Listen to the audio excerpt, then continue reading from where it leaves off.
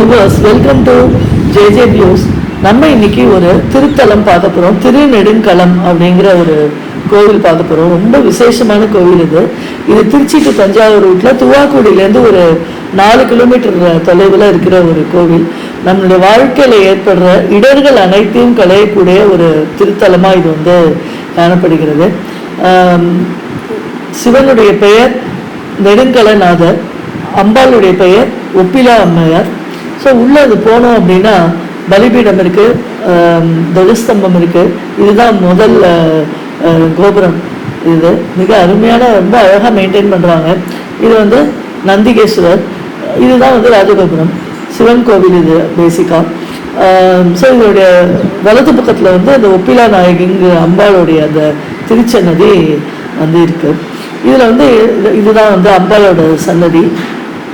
ஒப்பிலா நாயகி, மங்கள நாயகி அப்படின்னு அம்பாளோட பேர்.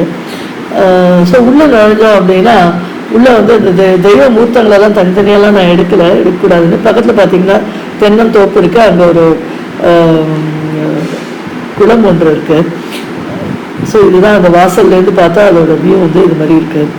ஸோ இங்கே கோவிலுடைய வெளிப்பிரகாரத்தில் சப்த கன்னிகைகள்லாம் இருக்குது. அதில் மெயினாக வந்து அந்த வராகின்னு அந்த கவசம் போட்டிருக்கு இல்லையா, அதுதான் வந்து வராகி அம்மன். இந்த வராகி அம்மனோட சிறப்பு என்ன அப்படின்னு கேட்டால், திருமண தடை உள்ளவர்கள், குழந்தை பாக்கியம் வேண்டுபவர்கள், இவங்கெல்லாம் வந்து என்னென்னா விரலி மஞ்சளை வந்து உடலில் போட்டு இடித்து அந்த அம்பாளுக்கு அபிஷேகம் பண்ணால் அப்படின்னா விரைவில் கல்யாணம் நடக்கும், எல்லா தடைகளும் நீங்குங்கிற ஐதீகம். முடியாதவர்கள் விரலி மஞ்சளை மாலையாக தொடுத்து அப்படியே சுவாமிக்கு சமர்ப்பிக்கிறாங்க.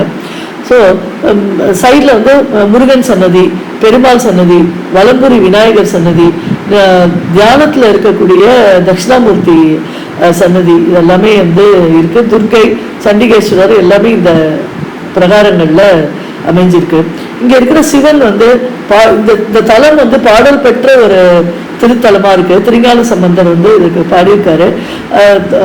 நெடுங்கல நாதர் அப்படிங்கிற இந்த இறைவனை குறித்து மறையுடையாய் தோளுடையாய் அப்படிங்கிற ஒரு பதிகம் இருக்குது. அதை வந்து பாடியிருக்காரு. இந்த இடர்கள் நீண்டும் பொருட்டு நம்ம இதை தினமும் இதை வந்து இறைவன் சன்னதியில் நம்ம சொல்லிட்டு இருந்தோம் அப்படின்னா நம்ம வாழ்க்கையில் ஏற்படக்கூடிய அனைத்து தடைகளையும் நீக்க நல்ல ஒரு பதிகமாக இது வந்து கண்கூடா இது வந்து பிரத்யட்சமான ஒரு பலன் கொடுக்கக்கூடிய பதிகமாக இருக்குது. இது வந்து பிரகார சுற்று. இது சின்ன கோபுரங்கள் இங்கே காணப்படுறது. ரொம்ப தூய்மையாக இந்த ஆலயம் வந்து இருந்தது.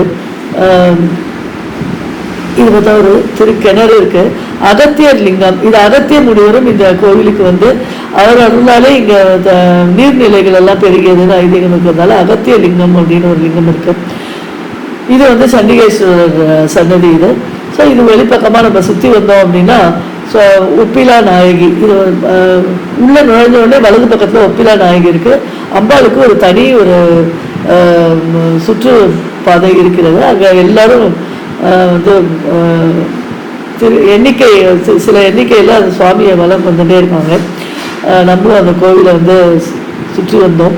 ரொம்ப மனதுக்கு அம்பாளுடைய இதுவும் வந்து ரொம்ப அழகான ஒரு அம்பாலாக உள்ள அவங்க காட்சி கொடுக்குறாங்க. இதுதான் அந்த வெளிவாசல் கோபுரம். ஸோ இதுக்கு எல்லா பிரதோஷத்தும் போதும் சரி, திங்கட்கிழமை வியாழக்கிழமைகளில் சிறப்பு அபிஷேகங்கள்லாம் நடக்கிறது. ராகுகால நேரத்துலேயும் இதுக்கு முக்கியமாக வந்து எல்லா அபிஷேகங்கள் எல்லாம் வந்து இதுக்கு நடந்துட்டுருக்கு. ஸோ இந்த கோவிலை முடிஞ்சால் ஒரு தடவை வந்து தரிசனம் பண்ணுங்க. உங்கள் வாழ்க்கையில் ஏற்படும் இடர்கள் அனைத்தும் நீங்கி நல்லருள் பெறுவதற்கு வழி. தேங்க்யூ.